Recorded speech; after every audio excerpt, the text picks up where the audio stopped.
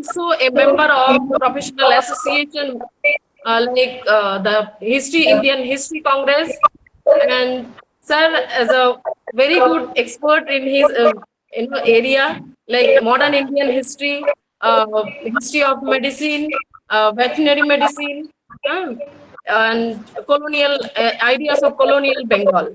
So, sir, really, we are very happy and honored to have you in our workshop. So, please join me in giving him a warm welcome, Sir Dr. Moidul Rahman. So, sir, the platform is yours now. So, good afternoon to all of you. So, first of all, I would like to thank my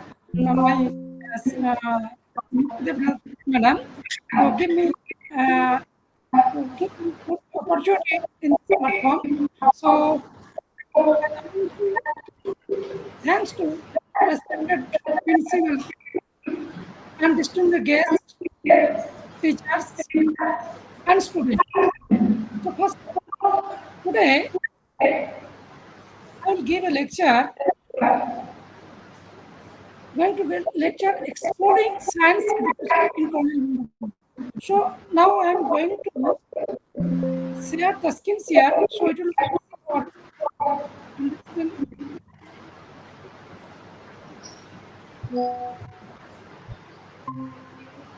So is it okay? So it is Yes, sir, you are audible. is visible now? Is it visible? Yes, sir. So actually my paper is exploring science education in Royal Bengal. So here I discuss how the British government, in the coming the British government, how they develop education, science education in India. That one I will discuss. So uh, the British East India Company arrived in India with the India's mission, and they brought to India science, technological education. The arrival of the British India colonial rule in India marked a significant structure of education. The Battle of Policy, after the Battle of Policy, we have seen the foundation of the British Imperial Empire has started. So earlier, scientific activity in India had been motivated by the commerce and curiosity. Now we will discuss the growth of modern science in India. So, uh, next, the Asiatic first we will discuss the Asiatic Society of Bengal. The Asiatic Society of Bengal was private scientific research institute of the company's government protection of information and resources. It was established by the Sir William Jones in 1874. So, the institution of the modern and western science in India began with the establishment of the Great Survey, the geological, botanical, and under the inspirations of the Asiatic Society. And all these surveys, including the land survey, botanical survey, and anthropology survey, all started. So, education policy. So, with the when the East India Company began the ruling power, it had little interest in educations in India at all. They opposed this policy after the several years. Between 1778 to 1812, the British East India Company was less involved in Indian educations with the exception of Calcutta Madrasa, which Warren Hastings established in 1781 in Islamic law and others associated subject. Gradually, mathematics, science classes also started in this Calcutta Madrasa and Sanskrit College and other institutions. So the British East India Company regarded these schools as their source of professions labor to assist the company's laws and others management. Since the Christians missionary and the humanitarians were heavily pressured, pursued to promote to the modern education system in India. And we have since 1813, according to the Charter Act, the East India Company to invest 1 lakhs rupees per year to promoting well educated Indians and promoting modern science in India. So then we will discuss the Rajaram Mondai. We know very Rajaram Mondai also was a great scholar and independent thinker, a multi and a great person.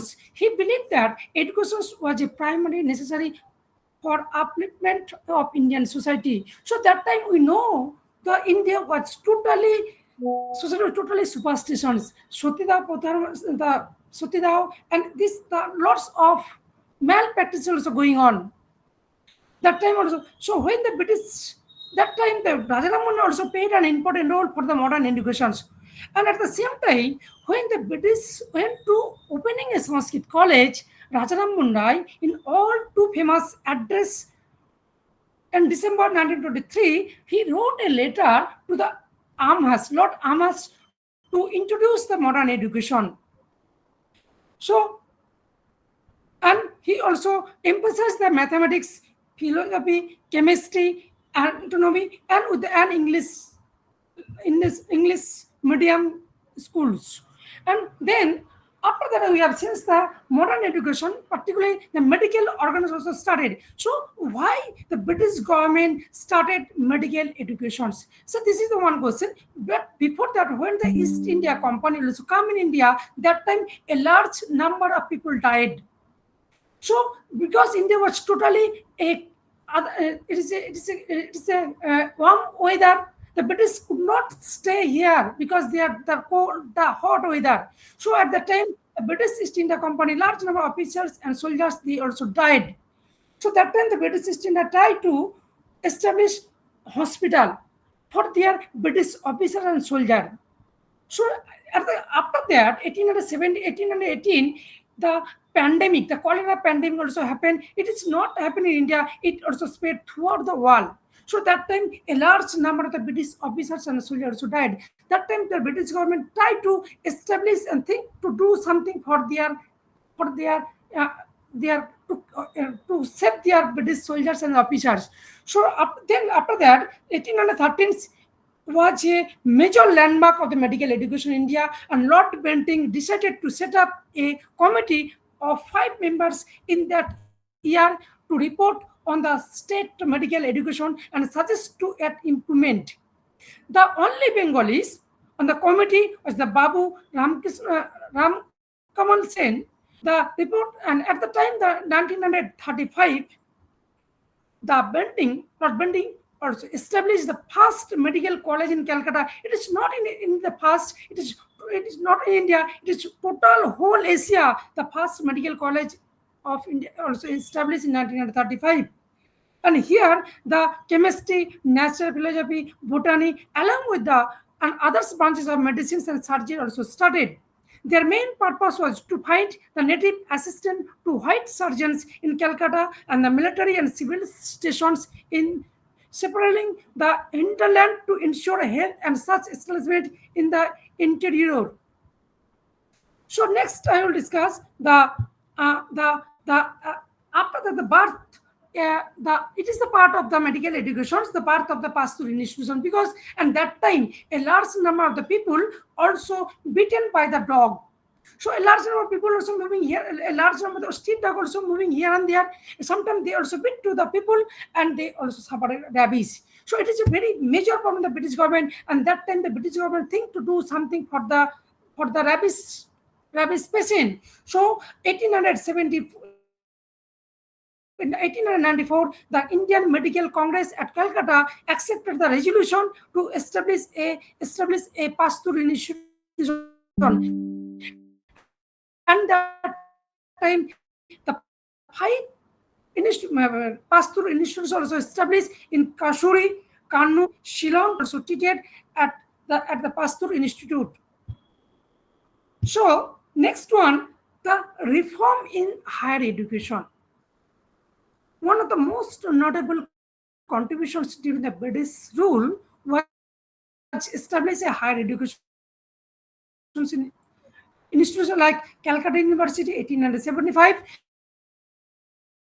and the Bombay University of Bombay and University of Madras also established. And the 19th century also witnessed the establishment of the scientific institution by the Muslim Indonesia, the Delhi College, Aligarh Scientific Society, the BR Scientific Society also established, and these institutions were initiated mostly in the second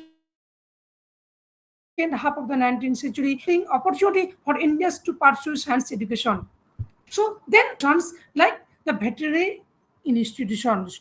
So veterinary college, schools, and veterinary research institute also established under the recommendation of the Cattle Plague Commission in 1869. So there is a background. Why did British government establish veterinary educations? So there is some purposes there. So first purpose, the military purpose. So here we'll discuss the East India Company occupied different parts of Indian subcontinent, and British also found the barriers of the communications and transport. So they have to have depend on the beast of burden. They found Indian horses was not suitable for the ore and transport. So that's why they also imported Arabian horses. A large number of the cattle, particularly bullock and buffalo, came to be demand for the transport system. In additionally, the British government need milk and meat. So